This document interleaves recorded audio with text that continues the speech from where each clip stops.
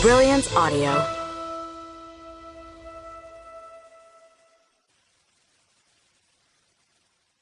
An Unwanted Inheritance by Imogen Clark. Performed by Bronwen Price. Caroline found the money in a battered suitcase, under the narrow bed in the box room.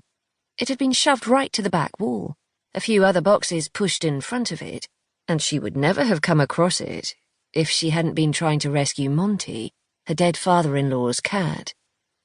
Poor Monty appeared to have been traumatized by the number of strangers who had been traipsing through the previously quiet house of Tony Frost, recently deceased. Caroline didn't blame him. She was spooked by being there too. When she and her husband Max had arrived to retrieve the forgotten cat, the atmosphere inside the house made the hairs on the back of her neck stand up. There was nothing inherently creepy about the place. It was a perfectly ordinary mock-Tudor detached house, standing in a quiet cul-de-sac of similar boxy houses, built in the 80s, and now looking a little self-conscious in a world that no longer valued things made to look like they belonged elsewhere. Which was ironic, Caroline always thought, given how the internet was packed full of fake. What made Caroline uncomfortable was the feeling that her father-in-law was still there. Tony Frost had filled every corner of his home with the essence of himself, and everything in it shouted his name.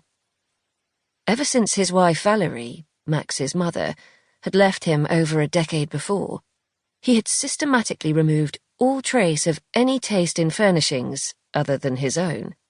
The result was rather larger than life, reminiscent of a Best Western hotel, with oversized sofas and lamp-adorned occasional tables in every corner.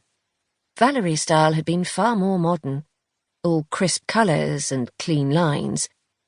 But left to his own devices, Tony had filled the space with dust-attracting soft furnishings. The effect was surprisingly feminine and very dated. But what made it really impossible to forget whose house you were in were the photographs. They were everywhere. Tony shaking hands with the great and the good, whilst grinning broadly, his head turned at an unnatural angle towards the camera. In some, he wore his mayoral chains. In others, he was on a golf course. And Caroline wasn't sure whether her eyes should linger on the spectacular tartan trousers or the oversized cap on his head. There were photos of Tony with smiling restaurateurs, with men who looked like Tory politicians, and probably were, and, in one particularly unlikely shot, with the tennis player Andy Murray, who must have been in town for some event or other, and had rubbed shoulders with Tony just when there happened to be a photographer on hand to capture the moment and preserve it for Tony's gallery. Tony had considered himself to be a man of some standing in the community, and no one who visited his home would be allowed to forget it. However, now that he was dead, Caroline had the slightly unnerving feeling that he was still in the house, watching them. What would her father-in-law make of her now? Caroline wondered, as she knelt on the carpet of his box room, posterior in the air, trying to coax his cat back out so that she and Max could take him home with them. "Come on, Monty," she cajoled, her voice almost a whisper. "Don't be frightened.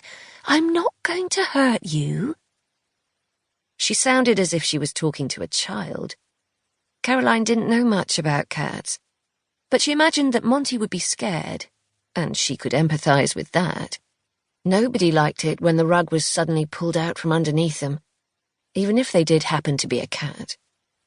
Gently, she began to slide the boxes out so she could see where Monty was hiding.